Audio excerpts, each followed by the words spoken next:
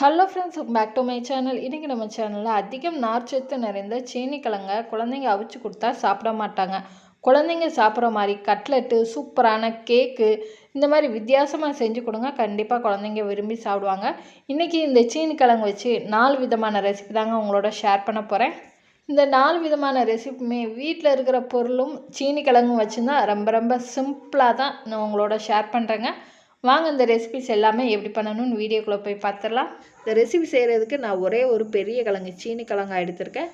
சீனிக்கிழங்கை நல்லா கழுவிட்டு எல்லாமே ஒரே அளவில் கட் பண்ணி இட்லி பாத்திரத்தில் வேக வச்சு எடுத்துக்கலாங்க.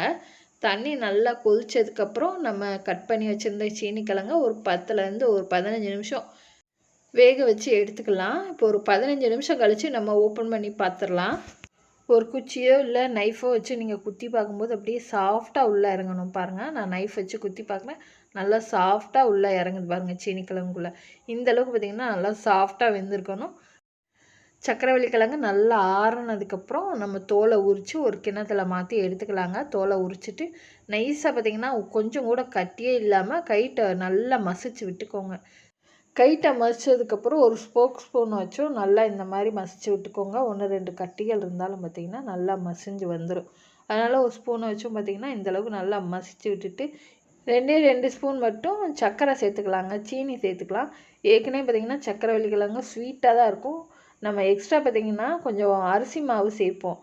இந்த அரிசி மாவு சேர்க்கும்போது ஸ்வீட்னஸ் கொஞ்சம் கம்மியாகும். அதனால் 2 ஸ்பூன் மட்டும் சர்க்கரை சேர்த்துட்டு எள்ளு சேர்த்துக்கலாம். இப்போ பச்சரிசி மாவு வீட்டிலலாம் இடியாப்பத்துக்கு அரைச்சி வச்சுருப்போம் இல்லையா, அந்த பச்சரிசி மாவு சேர்த்துட்டு நல்லா சப்பாத்தி மாவு பக்குவத்துக்கு நம்ம பிசைஞ்சு எடுத்துக்கலாங்க. பிசைஞ்ச மாவுலேயே 1 ஸ்பூன் அளவு ஆயில் சேர்த்துட்டு இன்னொரு தடவை நல்லா கலந்து விட்டுட்டு ஒரு சின்ன சப்பாத்திக்கு எப்படி ஒரு சின்ன உருண்டையாக எடுப்போமோ அதே மாதிரி உருண்டை எடுத்துகிட்டு 2 கைக்கு நடுவில் நல்லா உருண்டை மாதிரி பால் மாதிரி உருட்டிட்டு லைட்டாக அழுத்தம் கொடுத்து சுற்றி பார்த்திங்கன்னா வெடிப்பு இல்லாமல் இந்த மாதிரி நீங்கள் ரெடி பண்ணி எடுத்துக்கோங்க. கட்லெட் மாதிரி நல்லா ரெடி பண்ணி எடுத்துக்கோங்க. ரெடி பண்ணி எடுத்த சக்கரவள்ளி கிழங்க இப்போ ஒரு கடாயில் 4லேருந்து 5 ஸ்பூன் அளவு எண்ணெய் சேர்த்துக்கலாங்க.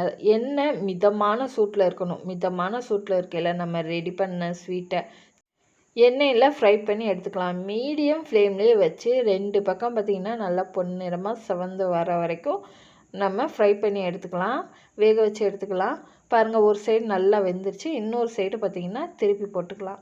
மீடியம் ஃப்ளேம்லேயே பொரித்து எடுக்கும்போது தான் உள்ளெல்லாம் பார்த்திங்கன்னா நல்லா வெந்து வெளியில் நல்லா கிறிஸ்பியாக உள்ளே நல்லா சாஃப்டாக இருக்கும். சாப்பிட்றதுக்கு டேஸ்ட்டு வேறு லெவலில் இருந்துச்சுங்க.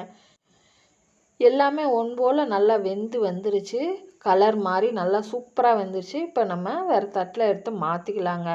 அவ்வளோதாங்க. சூப்பராக பார்த்திங்கன்னா சக்கரவள்ளி கிழங்கு அரிசி மாவு வீட்டில் இருக்கிற சிம்பிளான பொருள் தான். சக்கரவள்ளி கிழங்கு அப்படியே வேக வச்சு கொடுத்தா குழந்தைங்க சாப்பிட மாட்டாங்க.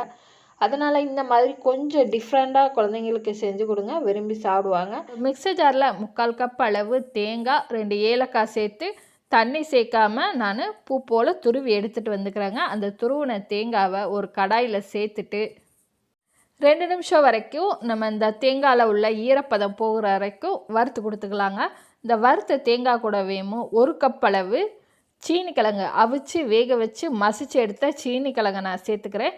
சீனிக்கிழங்குல ஒரு லைட்டான ஸ்வீட்டு தான் இருக்கும். இன்னும் கொஞ்சம் ஸ்வீட்டு எக்ஸ்ட்ராவே தேவைப்படும். அதனால் 2 ஸ்பூன் அளவு நாட்டு சக்கரை சேர்த்துட்டு ஒரு 2 நிமிஷம் தான் நல்லா இந்த நாட்டு சக்கரை சீனிக்கிழங்கு எல்லாம் சேர்ந்து கலந்து வர்ற மாதிரி நம்ம இந்த அளவுக்கு மிக்ஸ் பண்ணி விட்டுடலாம். 2லேருந்து 3 நிமிஷம் தான். இந்த அளவுக்கு நம்ம உருட்டி எடுத்ததுக்கப்புறம் இது ஆறுறதுக்குள்ளே நம்ம மேல் மாவு ரெடி பண்ணிக்கலாங்க. மேல் மாவுக்கு 2 கப் அளவு கோதுமை மாவு தான் சேர்த்துருக்கேன். நல்ல ஒரு கலருக்காண்டி தான் 1/4 டீஸ்பூன் அளவு மஞ்சள்தூள் சேர்த்துருக்கேன். இந்த மேல் மாவுக்கு தேவையான அளவு உப்பு 1/4 டீஸ்பூன் சேர்த்துட்டுருக்கிறேன். அவ்வளோதான். வேறு சோடா உப்போ எதுவுமே சேர்க்க வேணாம். உங்களுக்கு அப்படி மொறுமொறுப்பாக வேணும்னா 1 ஸ்பூன் அளவு அரிசி மாவு மட்டும் சேர்த்துக்கோங்க. சேர்த்துட்டு தண்ணி கொஞ்சம் கொஞ்சமாக சேர்த்து இட்லி தோசை மாவு பக்குவத்துக்கு நம்ம பிசைஞ்சு எடுத்துக்கலாங்க. ரொம்ப தண்ணி சேர்த்துடக்கூடாது, ரொம்ப கட்டியாக இருக்கக்கூடாது. தண்ணி பார்த்து பக்குவமாக கொஞ்சம் கொஞ்சமாக சேர்த்து இட்லி மாவு பக்கத்துக்கு பிசைஞ்சு எடுத்துக்கோங்க. கொஞ்சம் கூட கட்டியே இல்லாமல் ஒரு 5லேருந்து ஒரு 10 நிமிஷம் நல்லா இந்த மாதிரி மிக்ஸ் பண்ணி விட்டுக்கிட்டே இருக்கும்போது நம்மளுக்கு மாவு வந்து ஸ்மூத்தாக கட்டி இல்லாமல் நம்மளுக்கு கிடைக்கும். மேல் மாவு நல்லா ரெடி ஆகிடுச்சு. கட்டி இல்லாமல் நல்லா இந்த அளவுக்கு ஸ்மூத்தியாக இருக்கணும். உங்களுக்கு பார்க்கும்போதே தெரியும் இட்லி மாவு பக்குவத்துக்கு. இப்போ நம்ம ரெடி பண்ண ஸ்டஃபிங்குமே நல்லா ஆறுனதுக்கப்புறம் சின்ன சின்ன லெமன் சைஸ் அளவு உருண்டையாக நம்ம உருட்டி ரெடியாக வச்சுக்கலாங்க. உருட்டினதுக்கப்புறம் கோதுமை மாவுக்குள்ளே நம்ம ரெடி பண்ண உருண்டையை ஒவ்வொன்றா சேர்த்துக்கிடலாங்க.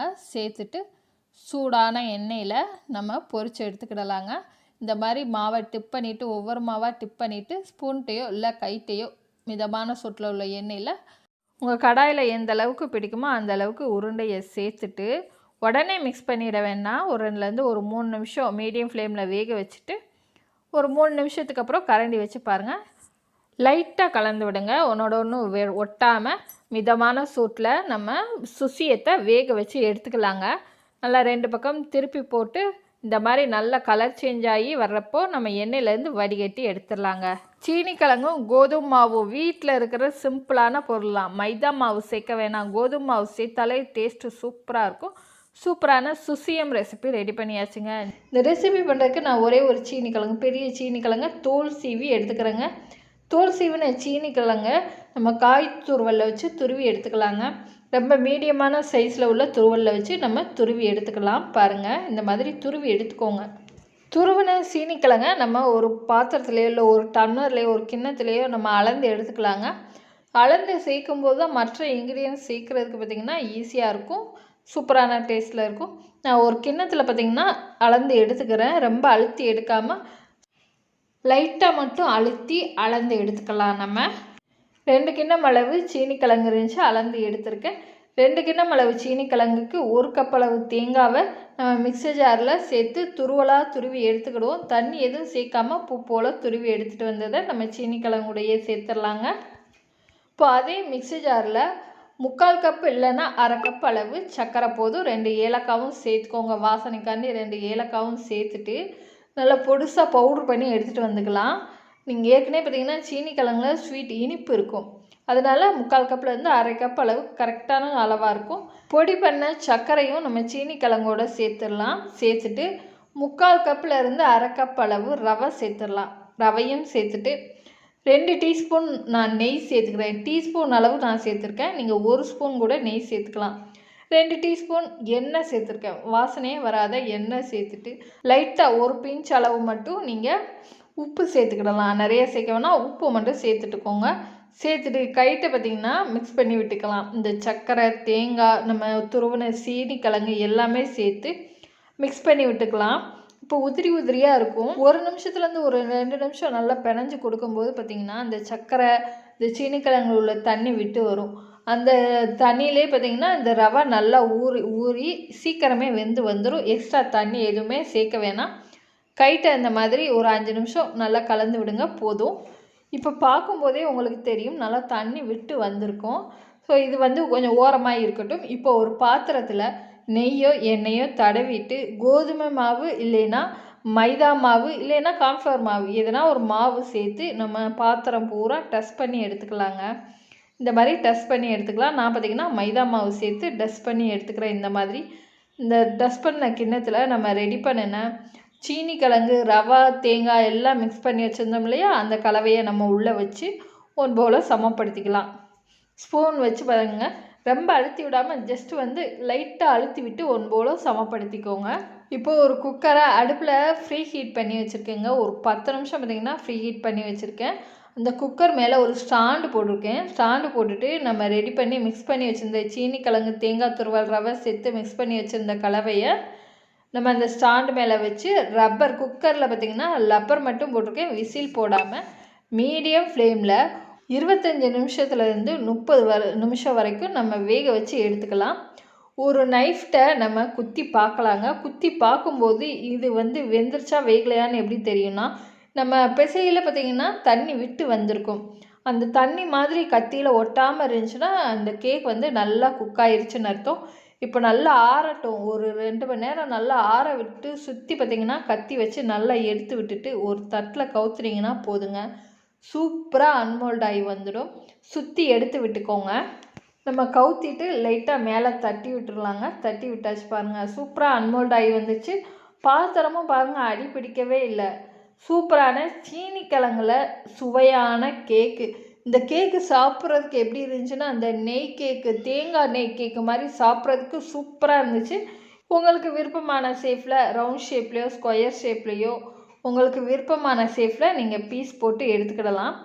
கேக்கு பார்த்திங்கன்னா உள்ள களி மாதிரி இருக்கும்னு நினைப்பீங்க, அப்படி இருக்கவே இருக்காது. உதிரி உதிரியாக தான் அந்த தேங்காய் கேக்கு, நெய் தேங்காய் கேக்கு மாதிரி தான் சாப்பிட்றதுக்கு ரொம்பவே டேஸ்ட்டாக இருந்துச்சு. ஒரு சீனி கிழங்க நான் ஒன்றோட பார்த்திங்கன்னா 3 பீஸாக கட் பண்ணி எடுத்திருக்கேன். ஒரு இட்லி பாத்திரத்தில் தண்ணி ஊற்றி நல்லா தண்ணி கொதிச்சதுக்கப்புறம் இட்லி தட்டு வச்சு இட்லி தட்டுக்கு மேலே நம்ம கட் பண்ண சீனி கிழங்க வச்சு மூடி போட்டு மூடி ஒரு 10லேருந்து ஒரு 15 நிமிஷம் வேக வச்சு எடுத்துக்கலாங்க.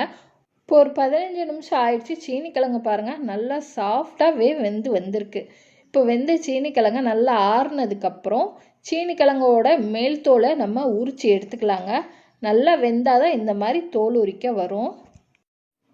ஒரு அகலமான பாத்திரத்தில் நம்ம சீனி கிழங்கு தோல் உரிச்சதை நம்ம சேர்த்துடலாங்க. சேர்த்துட்டு ஒரு மத்து வச்சோ இல்லை ஒரு மேட்சர் வச்சோ இந்த மாதிரி நல்லா மசிச்சு விட்டுக்கோங்க.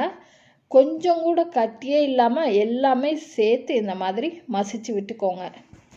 நல்லா மசித்ததுக்கப்புறம் நீங்கள் தேவைப்படுற அளவு கொஞ்சம் கொஞ்சமாக அரிசி மாவு சேர்த்து நல்லா பிசைஞ்சுக்கலாங்க.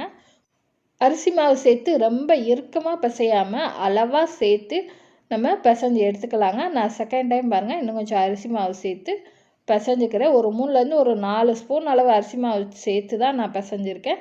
கையில் ஒட்டாத அளவுக்கு அரிசி மாவும் சீனி கிழங்கையும் சேர்த்து நல்லா பிசைஞ்சதுக்கப்புறம் அதுலேருந்து ஒரு சின்ன கோழிக்காய் சைஸ் அளவு பார்த்திங்கன்னா மாவு எடுத்து 2 கைக்கு நடுவில் இந்த மாதிரி 2 உருட்டினீங்கன்னா போதும். விரிசல் இல்லாமல் இந்த மாதிரி பால் மாதிரி நீங்கள் உருட்டி எடுத்துக்கோங்க. விரிசல் இருக்கவே கூடாது.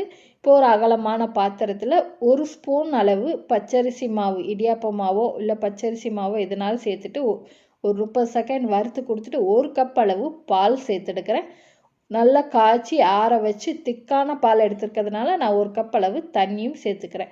2 சேர்ந்து நல்லா கொதிச்சு வரணும். இந்த கொதிச்சு வர்ற பக்குவத்தில் நம்ம பால் மாதிரி உருட்டி வச்சுருந்தோம் இல்லையா, அதை நம்ம சேர்த்துடலாங்க. அப்படியே சேர்க்கக்கூடாது. ஒவ்வொரு உருண்டையாக எடுத்து நம்ம சேர்த்துக்கிடலாங்க. மொத்தமாக நீங்கள் சேர்க்கும்போது ஒன்றோட ஒன்று ஒட்டிடும். அதனால் ஒவ்வொரு உருண்டையாக இப்படி தனித்தனியாக நீங்கள் பாலில் சேர்த்து உடனே கலந்து விட்டுறாமல் ஒரு 3 நிமிஷம் நல்லா மீடியம் ஃப்ளேமில் வெந்ததுக்கப்புறம் கரண்டி வச்சு லைட்டாக மிக்ஸ் பண்ணி விடுங்க. ஒரு 4 நிமிஷம் நல்லா வெந்ததுக்கப்புறம் இதுக்கு தேவையான அளவு நீங்கள் சர்க்கரையோ இல்லைன்னா வெள்ளைப்பாகு கூட நீங்கள் கரைச்சி இதில் சேர்த்துக்கலாம். நான் சீனி தான் சேர்த்துருக்குறேங்க. ஒரு 2லேருந்து 3 ஸ்பூன் அளவு சர்க்கரை சேர்த்துட்டு நல்லா பாதி அளவு வெந்துருச்சு. இந்த ஸ்டேஜில் நம்ம ஒரு மிக்ஸி ஜாரில் 1/2 கப் அளவு தேங்காய், 2 ஏலக்காய் சேர்த்து நம்ம அரைச்சி எடுத்துகிட்டு வந்துடலாங்க. பூ போல் துருவி எடுத்துகிட்டு வந்துடலாம் தண்ணி சேர்க்காம. 8லேருந்து ஒரு 10 நிமிஷம் மீடியம் ஃப்ளேமில் வேக வச்சாலே போதும். கொழுக்கட்டை பார்த்திங்கன்னா நல்லா வெந்து வந்துடும். இப்போ நல்லா வெந்துருச்சு. நம்ம அரைச்சி எடுத்துகிட்டு வந்திருந்த தேங்காய், ஏலக்காவையும் கூட சேர்த்து நல்லா 1 நிமிஷம் நல்லா எல்லாமே ஒன்று சேர்ந்து வர மாதிரி மிக்ஸ் பண்ணிவிட்டு அடுப்பை ஆஃப் பண்ணிடலாங்க. நீங்கள் தேங்காய் பாலில் கூட இந்த கொழுக்கட்டை செய்யலாம். வெல்லம் வச்சு செய்யும்போது இன்னும் நல்லா ஹெல்த்தியாக ஆரோக்கியமாக சீனி கிழங்குல சூப்பரான பால் கொழுக்கட்டையே ரெடி ஆயிடுச்சுங்க. சாப்பிட்டு பார்த்தீங்கன்னா போதும், அப்படியே நாக்கில் உள்ள வலிக்கிட்டு போவோம். அந்த அளவுக்கு டேஸ்ட்டாகவும் சாஃப்டாகவும் இருந்துச்சு. நல்ல க்ரீமியான சூப்பரான பால் கொழுக்கட்டை ரெடி ஆயிடுச்சு பாருங்கள். அதிகம் நார்ச்சத்து உள்ள சீனி கிழங்க அவிச்சு கொடுத்தா குழந்தைங்க சாப்பிட மாட்டாங்க. கட்லெட்டு, பேன் கேக் இந்த மாதிரி கொழுக்கட்டையாக செஞ்சு கொடுங்க, கண்டிப்பாக விரும்பி சாப்பிடுவாங்க.